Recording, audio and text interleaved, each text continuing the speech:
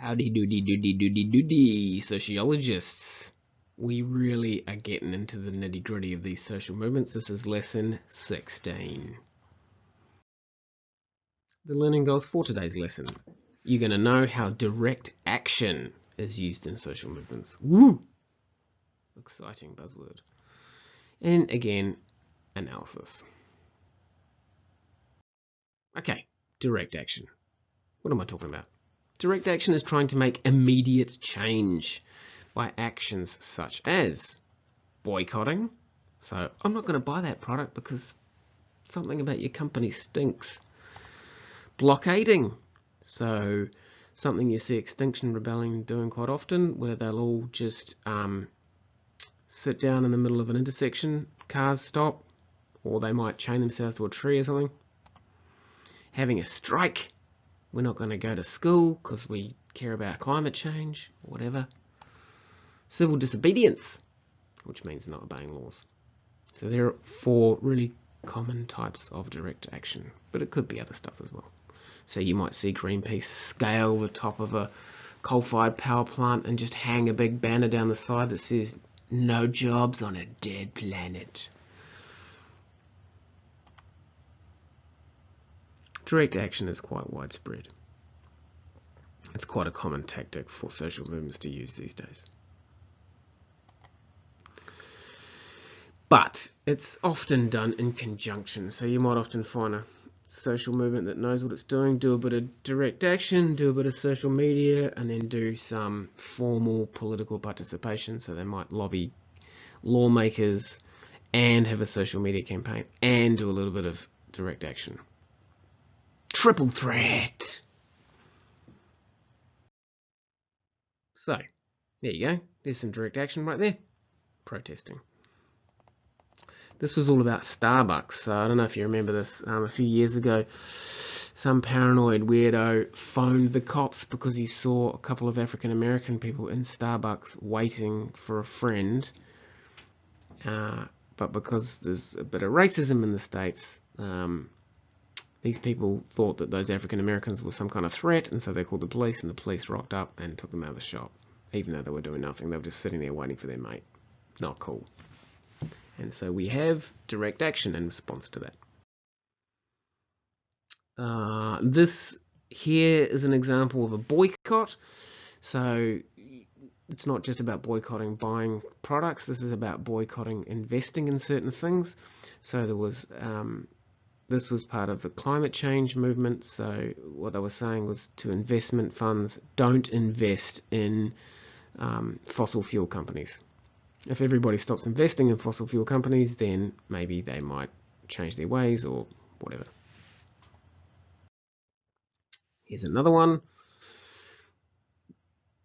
This is some Canadian First Nations group who look like they're protesting about having their land taken away. Where's your deed?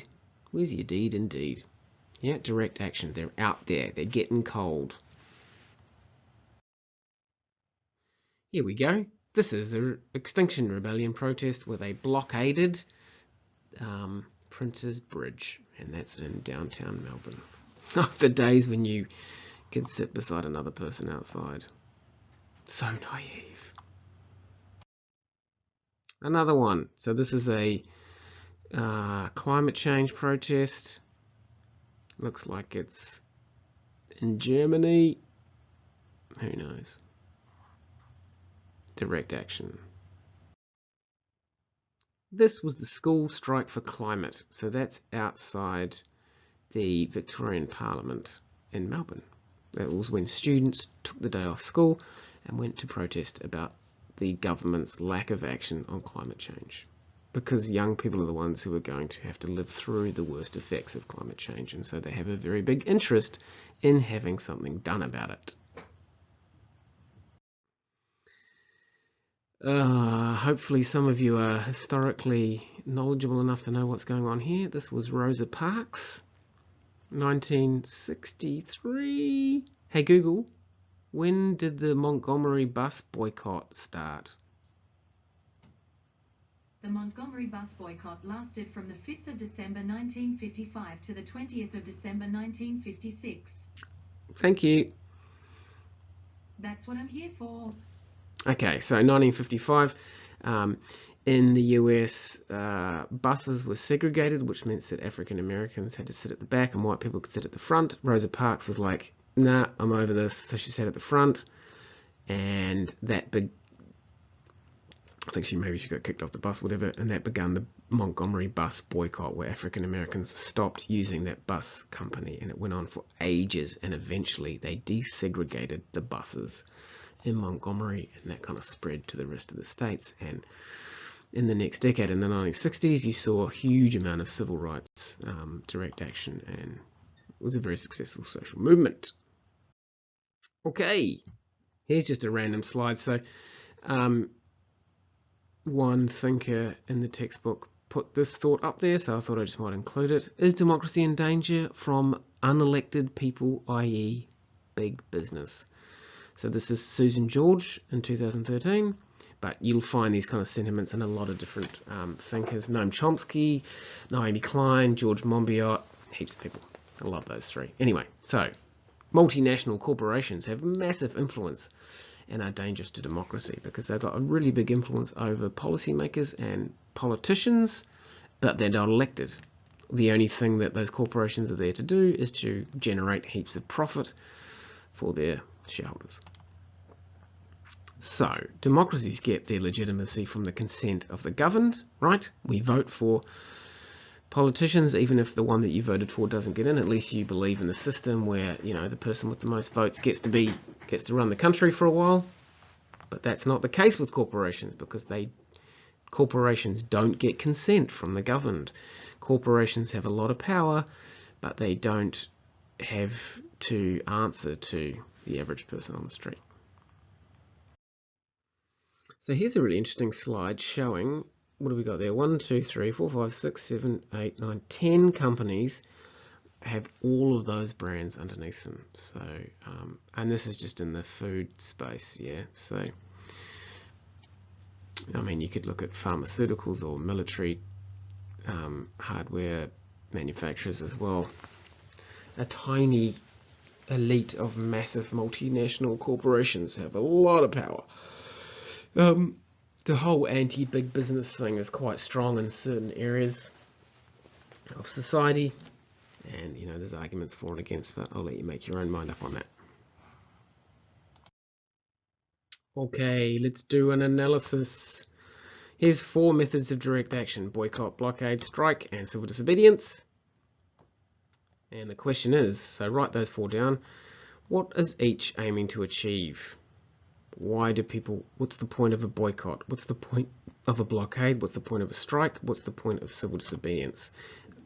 Next, I want you to rank them from first to last in order of how successful you think they would be.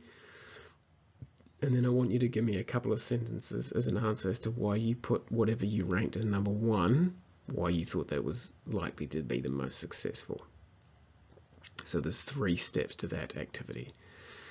What are they each aiming to achieve? Rank them. Explain why you ranked your top one at the top. Here's a video about direct action. Action.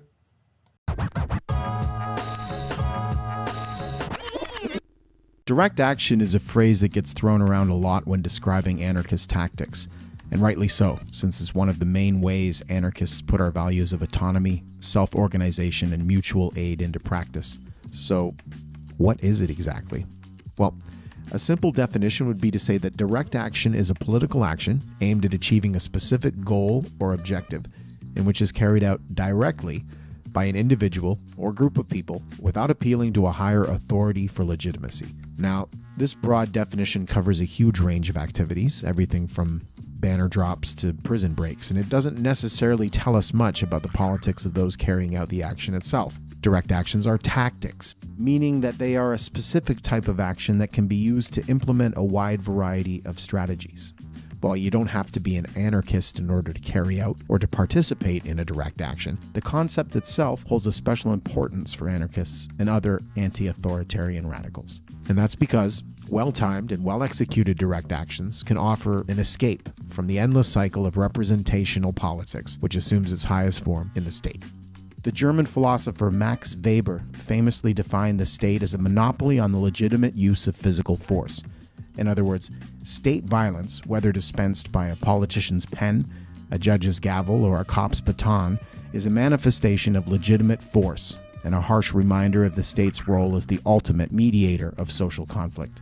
This mandate includes everything from interpersonal disputes that end up settled in the courts or by someone calling the cops, all the way up to the broader conflicts that spring from systemic inequality and the structural imbalances inherent to capitalism, colonialism, white supremacy, ableism, and heteropatriarchy.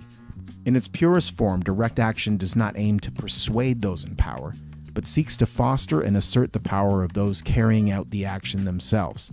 When people carry out a direct action, they are rejecting the state's monopoly on decision-making and asserting their own autonomy while providing an example for others to follow. To take just one example, rather than petitioning a politician to vote against the construction of a pipeline or appealing to state-controlled regulatory bodies, those who favor a direct action approach often find it more effective and empowering to go and block the pipeline themselves directly. Direct action can also be used to set up networks of mutual aid. 50 years ago, the Black Panthers were faced with the reality of widespread poverty and lack of service provision in their communities. Rather than appealing to the government or the conscience of white America, the Panthers set to work organizing their own health clinics and breakfast programs for hungry school children. These programs were part of a broader strategy of building community power and were identified by FBI Director J. Edgar Hoover as a primary threat to national security, by which he meant a threat to the legitimacy of the state and the white supremacist power structure that upholds it. Because they transgress the official channels of politics and often the law itself, direct action campaigns are inevitably met with a whole toolbox of tactics aimed at bringing conflicts back under state control. These can range from state and corporate-funded nonprofits infiltrating and co-opting grassroots movements in order to force a change in tactics or leadership, all the way up to extreme repression such as mass incarceration and targeted assassinations carried out by state and paramilitary forces. Although as a concept, direct action has probably existed for as long as there have been hierarchies to rebel against, the term itself dates back to the early workers' movement, where it was used to describe militant practices such as industrial sabotage and wildcat strikes. By physically blocking production and collectively defending themselves from repression, workers were able to force concessions from their capitalist masters. The widespread use of these tactics eventually led to the legalization of trade unions and a whole host of concessions aimed at bringing the more radical sections of the workers' movement back under state control.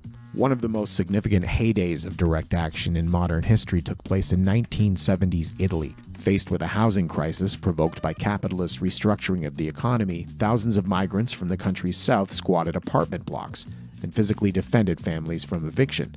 When the government attempted to hike transit fares and energy costs, tens of thousands of people refused to pay the increased rates in collective actions known as auto reductions. Italy was, at that time, a deeply religious, conservative, and rigidly patriarchal country in which both abortion and divorce were illegal. Within this context, a fearless women's liberation movement organized an underground network of clinics with doctors and nurses providing hundreds of volunteers with the necessary skills to perform clean and safe abortions. This direct action approach to reproductive health was complemented by massive and regular demonstrations calling for the legalization of abortion, which were ultimately successful. In our current age of increasing polarization, uncertainty, and insecurity, direct action offers a way for our movements to build and assert our collective power, both to defend our communities and to fight for the world we want to live in.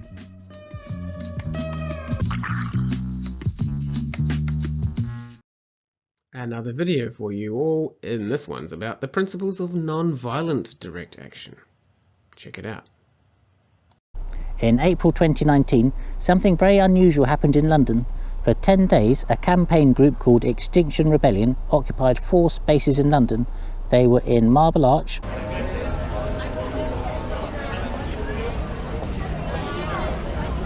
Oxford Circus, Waterloo Bridge,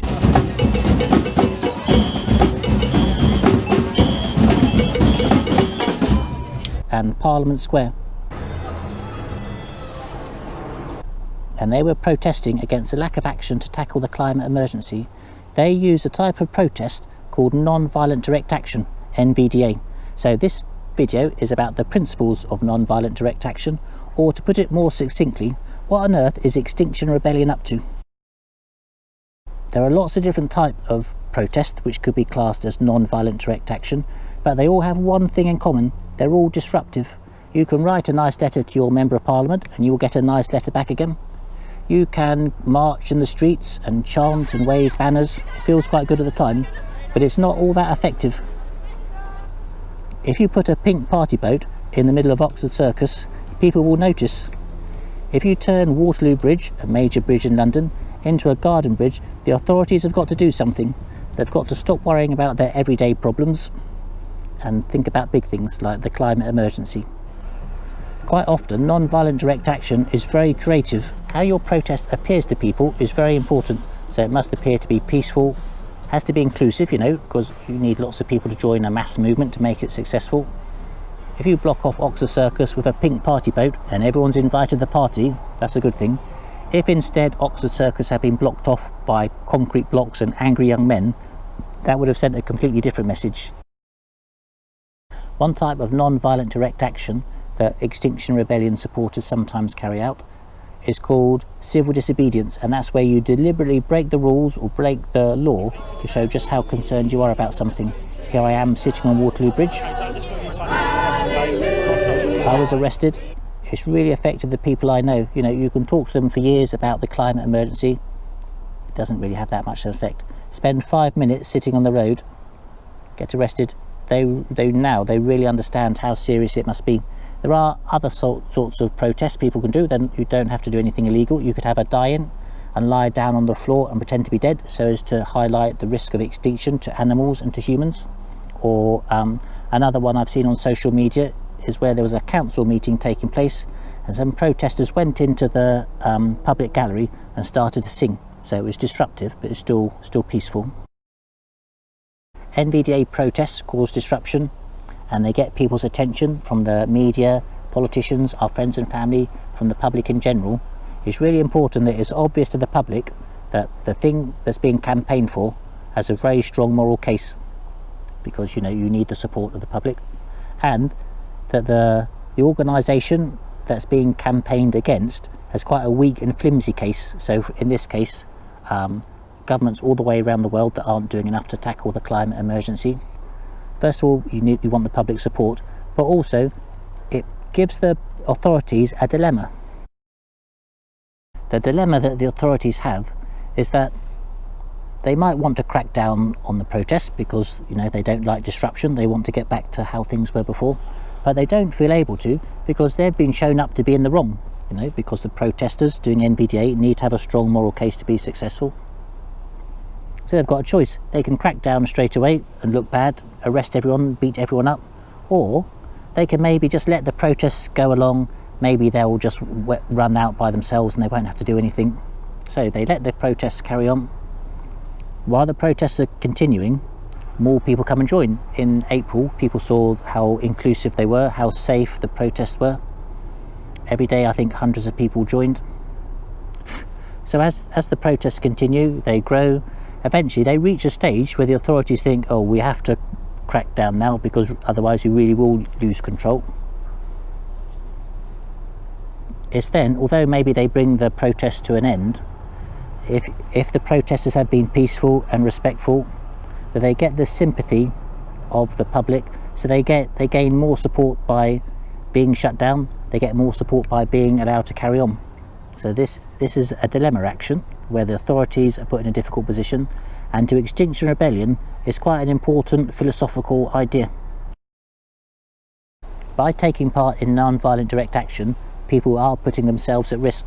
A risk of arrest by the police, maybe of being assaulted by security guards, of conflict with the public, and of those three, the public can be the most hazardous because they're the least trained, the least accountable, and the most random. So that's something to keep in mind. Before doing any type of non-violent direct action, it's recommended that everyone has a good think about what it is they're going to do and what might happen to them, because there's always a wide range of responses that the police or security guards can reply with. Martin Luther King called this a process of self-purification, that you think about what you're going to do and what might happen to you. So far in Britain with Extinction Rebellion, the police have been very good. In the future, it's quite possible they'll be more, maybe more harsh or more quick to act, because they probably don't want to let protests in London carry on for another 10 days. But so far at least the police have been very good. Also, I think in Britain the judicial system's quite good. In other parts of the world people aren't quite so fortunate. For example, I saw on social media some people were protesting by sitting on a bridge. They were Extinction Rebellion protesters. A single police officer walked up and sprayed them in the eyes with CS gas. I don't think that would ever happen in Britain, but using the principles of NVDA, there's an element of self-sacrifice, of if the public realise that the protesters are peaceful and the police are acting towards them violently, they should have the sympathy of the public and they should win that interaction. I met someone from France a couple of days ago and they said that incident has caused concern in France and a discussion to take place. People don't really want peaceful protesters to be assaulted in that way. Well, the question now is, does non-violent direct action work? Well, much to my surprise, I think it might. Here is an opinion poll that shows exactly at the time of the actions in April, the concern about the climate emergency amongst people in Britain increased quite sharply. It's quite definite that it had an effect. And remember, during this time there was no new scientific research published. Extinction Rebellion didn't come up with a clever new argument as to why we should do more about the climate emergency. The only thing happened was they caused disruption, they got everyone's attention, they looked at what the cases were and realised that more needs to be done. So it does seem to work, which I'm surprised at. Here are some of the things Extinction Rebellion hoped might be achieved by carrying out non-violent direct action. And I'm going to read them out and we'll see how many of them might have been helped or achieved by the April action. So number one, experiment with mass civil disobedience to get media and government attention through non-violent arrestable actions. Yes, that definitely did work. Number two, shift the Overton window of acceptable discourse on the ecological crisis. And Overton had a theory that you might have something you're campaigning against or you're publicising, and it might, for example, start off as being unthinkable. A major change to tackle climate emergency might seem to be unthinkable, but you would campaign and you would campaign, and it might move from being unthinkable to being radical, and then you keep going and it might then become acceptable and then maybe sensible and popular, and in the end it gets to be policy. Well, after the actions in April, the British Parliament voted to declare a climate emergency. I think before the actions in April that would have been unthinkable. So there has been some progress, although it's not actually policy of the British government yet, so there's still a bit of progress to go. So, but good progress. Number three, to create a national conversation about the ecological crisis and climate breakdown. So that did happen, but then goes on to say, including that our families, community, society and state are facing an existential threat. I don't think that's really sunk into people yet. It's still a distant theoretical thing, the climate emergency. I don't think people really realise that it will affect people they know and their own communities, so there's a bit of work to go on there. Number four, to discuss our demands with the government and political parties. That's happened. People from Extinction Rebellion met Michael Gove, who was a government minister.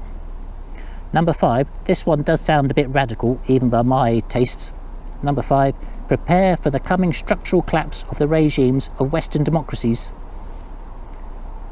I wonder how likely that is, that we're facing the collapse of structural collapse of regimes of Western democracies, but the first three or four have all come to pass, so it makes you wonder if number five is going to happen as well. I shall now finish off by reading an official definition of what non-violent direct action is. It's quite boring, so I've left it to the end because no one ever gets to the end of my videos anyway, so here we go. So there, non-violent direct action includes tactics and strategies for social change outside of institutional channels, using methods of protest, intervention, non-cooperation and creative solution without use of injurious force to achieve systematic change. So if you wondered what on earth was going on in London in April, I hope that explains it to you.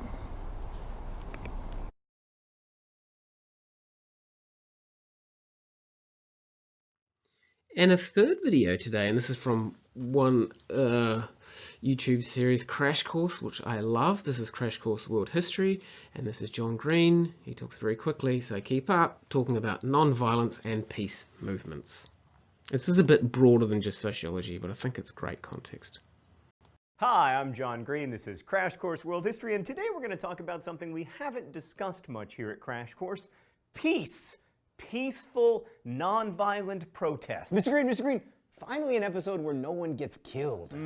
Yeah, some people are gonna get killed, me from the past. Sadly, peaceful, non-violent protest is often just peaceful on the one side. So we've talked a lot about war this year on Crash Course, how it shaped civilizations and nation states, and it's easy to assume that humans are kind of naturally violent and prone to fighting. And in recent human history, especially during the 20th century, we got scarily good at waging war, right? There were, of course, the 2 world wars, but there were also many other very destructive, smaller wars, and we can't forget that there were also genocides. But one of the most remarkable and often unnoticed aspects of the 20th century is the incredible number of peace, non-violence, and anti-war movements. Like, we know about Gandhi, but what makes the 20th century unique in history is that Gandhi wasn't unique. There was actually a surprisingly large number of peace and non-violence movements that were occurring all around the world. So in this episode, we're going to talk a little bit about the non-violent heavy hitters like Martin Luther King and Gandhi. I guess I should say the heavy non-hitters, because, you know, they were non-violent. But they were by no means the only ones.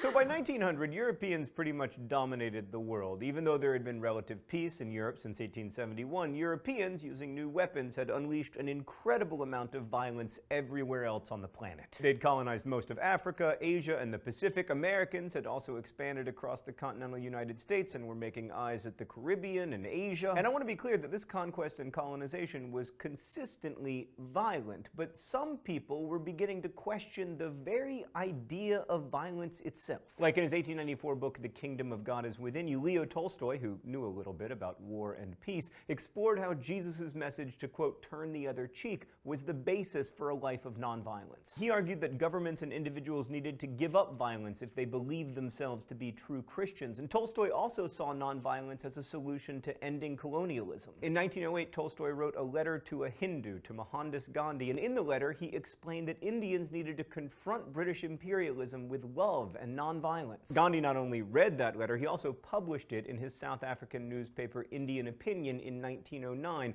and Tolstoy's ideas and his correspondence with Gandhi marked the beginning of an informal dialogue between advocates of non-violence from around the world that spanned the 20th century. And Tolstoy wasn't the only influence on Mohandas K. Gandhi. He'd grown up in the Gujarat region of India, where there's a sizable Jain community. And through the Jain monks, Gandhi was exposed to the idea of ahimsa, non-violence or non-injury to life. He also read widely, including Western writers like John Ruskin and Henry David Thoreau. So after his return to India from South Africa in 1915, Gandhi began to distill his thinking related to nonviolence into a more explicit philosophy. In his 1929 autobiography, The Story of My Experiments with Truth, Gandhi wrote about how his belief in ahimsa could be the basis for Indians' resistance to British rule. So for Gandhi, nonviolence was both a way of life and a tool for gaining Indian self-rule. He saw Western civilization as violent and exploitative. That's ridiculous. I know the Eurocentrists are going to get mad at me for saying that, but it is true. It's a smidge violent and exploitative at times. That said, well done with like market-based innovation and the Mona Lisa and etc. Okay, let's move on. Gandhi believed that Indians could reject that lifestyle and replace it with a non-violent one. And Gandhi also believed that Indians could bring about an end to British rule through a combination of ahimsa and satyagraha, a word often translated as adherence to truth.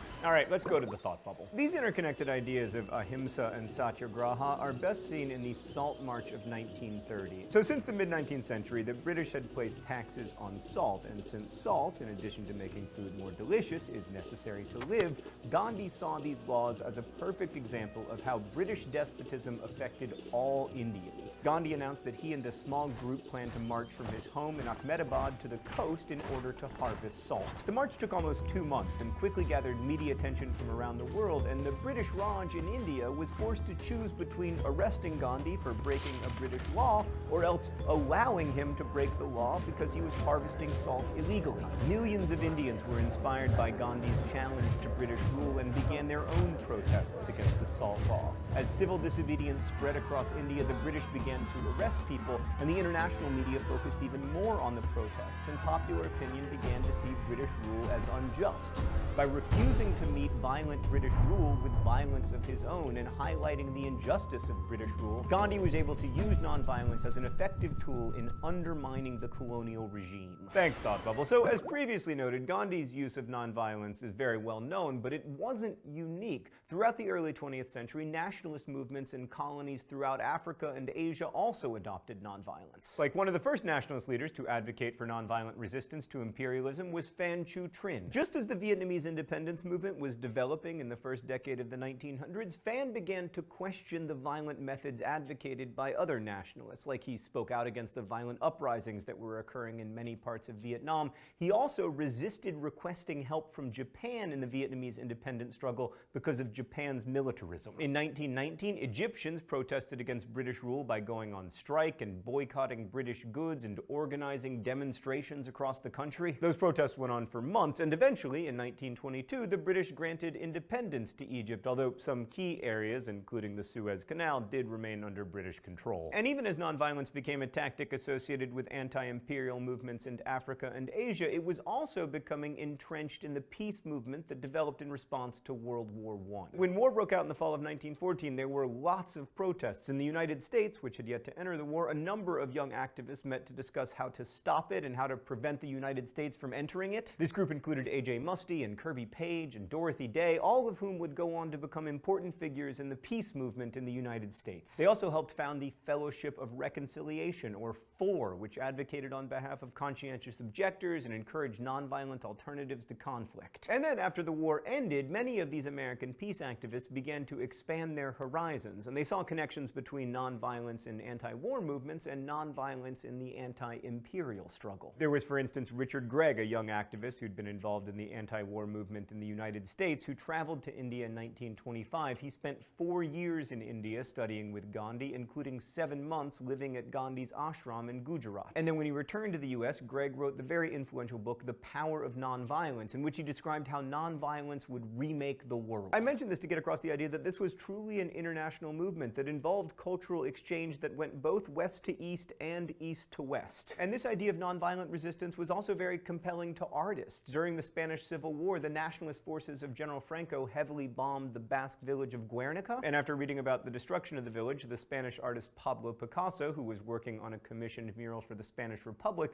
abandoned the mural and began painting Guernica to draw attention to the horrors that war inflicts upon innocent civilians. The painting became one of the most famous of the 20th century, and it remains a powerful anti-war symbol. There were even nonviolent protests against the Nazis. Like in 1943, the German Gestapo arrested about 1,800 Jewish men who were married to non-Jewish women, and as those men were being held in an office building, their wives gathered together on the street. Armed German Gestapo agents attempted to disperse them with threats of firing into the crowd, and a standoff between the unarmed women and the armed Gestapo went on for a week. Instead of firing on the women, Joseph Goebbels, the Nazi Party director in Berlin, ultimately decided to back down, and he released the men. The so-called Rosenstrasse protest was the only successful public protest against Nazi policies in Germany, but it wasn't the only protest. And then we have the civil rights movement in the United States, which brought together many of the different strains of nonviolent resistance in the 20th century. Like during World War II, civil rights pioneer Bayard Rustin met A.J. Muste and other members of the Fellowship of Reconciliation, and they spent much of the war protesting racial discrimination in the armed forces. But at the same time, Rustin was also becoming increasingly aware of the injustice of British colonialism in India and Africa, and began to protest that as well. And we see this global cross-fertilization of nonviolent ideas again in 1948, when Rustin traveled to India, where he met with many of Gandhi's associates. Gandhi had been killed in January of that year, and learned about the role of nonviolent protest against the British. And in the following decade, Rustin would teach Martin Luther King Jr. about Gandhi's tactics so he could use them in protesting against racial segregation in the United States. King himself traveled to India in 1959 to learn more about nonviolence, and before leaving, he explained that he was, quote, more convinced than ever before that the method of nonviolent resistance is the most most potent weapon available to oppressed people in their struggle for justice and human dignity. And the principles of nonviolence would come to shape the strategies used for the remainder of the civil rights movement. Nonviolent resistance was also an important protest tactic during the Cold War. Alexander Dubček, the Czech Communist Party's first secretary, began a series of reforms to communist rule in Czechoslovakia in January 1968 that would become known as the Prague Spring. And the Soviet Union was like, no,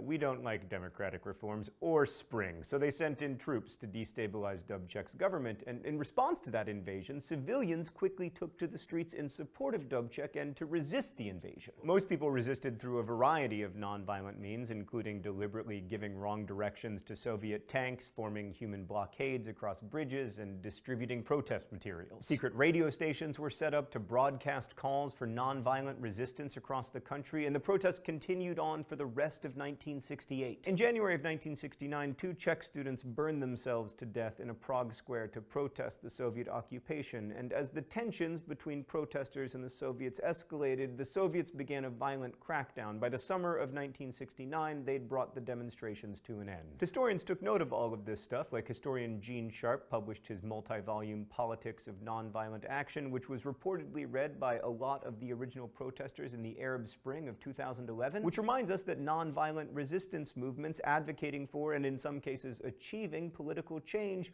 are not just part of history, they're also part of the world in which we live today. Ideas about nonviolence that began with Leo Tolstoy at the beginning of the 20th century are still very much with us. And I think it's good to remind ourselves of 2 things. First, that Tolstoy's most famous book is called War and Peace. And secondly, that the 20th century, while it featured intensely destructive wars, was by many measures the least violent century ever. Wars are traumatic, and they have relatively straightforward narratives that allow us to focus on human dramas, and all of that stuff is appealing to historians. But really, the nonviolent struggles against oppression in the 20th century have been just as dramatic, and especially in the second half of the 20th century, they have borne fruit, and not just in the US and India. When the news focuses just on death and destruction, it can be hard to remember that more people are living under peaceful regimes than ever before, and that, at least between nations, inequality and injustice are diminishing. Nonviolent resistance doesn't always work, and the governments that emerge from these movements aren't always good governments. The stories, as usual, are complicated. So the next time we think about the 20th century merely as a century of war and genocide and nuclear weapons, we need to remind ourselves that it was also a century in which hundreds of millions of people emerged from poverty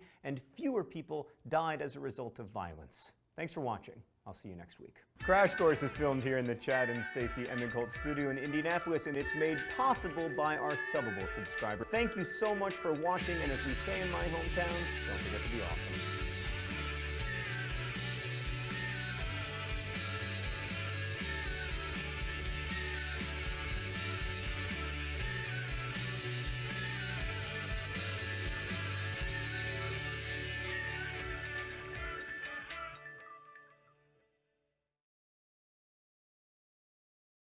And your reflection activity, again, I want you to email me a question about some content or about a skill.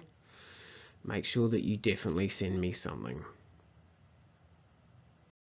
Yes, it's homework time! Stoked. Read the relevant bit from the textbook and do this practice quiz. bit.ly/Sociology quiz 17. Keep doing that until you can get 100%. I appreciate your involvement and engagement with today's lesson. Always, always, always keep it real.